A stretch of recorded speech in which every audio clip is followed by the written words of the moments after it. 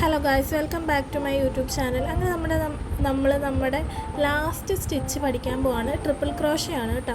Triple crochet ചെയ്യാൻ വേണ്ടിയും നമ്മുടെ സെയിം ആയിട്ട് ഉള്ള ചെയിൻ സ്റ്റിച്ചും സ്ലിപ്പ് നോട്ടും ഒക്കെയാണ് ചെയ്യാനുള്ളത്. അപ്പോൾ ആദ്യം നമ്മൾ സ്ലിപ്പ് നോട്ട് ചെയ്ത് ചെയിൻ സ്റ്റിച്ച് ചെയ്യണം. ചെയിൻ സ്റ്റിച്ച് നമുക്ക് വേണ്ടത് 13 എണ്ണം വേണം. 13 ചെയിൻ സ്റ്റിച്ചുകൾ വേണം.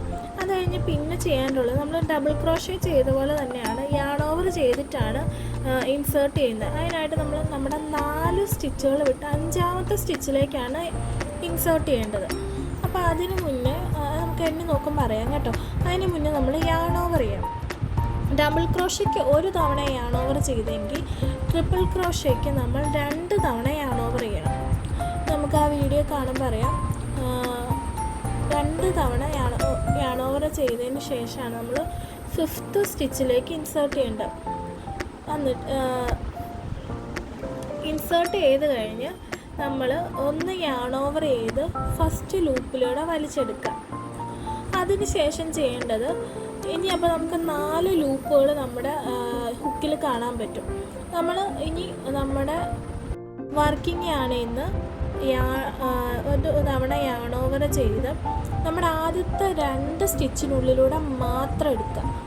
അങ്ങനെ എടുത്തു കഴിയുമ്പോൾ നമുക്ക് 3 ലൂപ്പുകൾ കിട്ടും. ഇനി ചെയ്യേണ്ടത് ഒന്നും കൂടി യാൺ ഓവർ ചെയ്ത് ഇനിയുള്ള ആദ്യത്തെ 2 ലൂപ്പിലൂടെ എടുക്കുക. അപ്പോൾ നമുക്ക് വീണ്ടും ഒരു 2 എണ്ണം കൂടി കിട്ടും. അത് വീണ്ടും യാൺ ഓവർ ചെയ്ത് ആ 2 എണ്ണത്തിനുള്ളിലൂടെ എടുക്കുക. പറയുമ്പോൾ കുറച്ച് കൺഫ്യൂഷനായിട്ട് തോന്നും, പക്ഷേ ചെയ്ത് വരുമ്പോൾ നമുക്കത് മനസ്സിലാവും.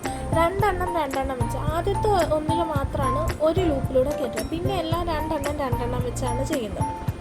അപ്പം അത് നമ്മൾ ലാസ്റ്റ് വരെ ചെയ്യുക. ലാസ്റ്റ് സ്റ്റിച്ച് ചെയിൻ സ്റ്റിച്ച് വരെ ചെയ്ത് കഴിയുമ്പം നമുക്കത് കിട്ടും. ഇതാണ് ട്രിപ്പിൾ ക്രോഷേ. ബൈ.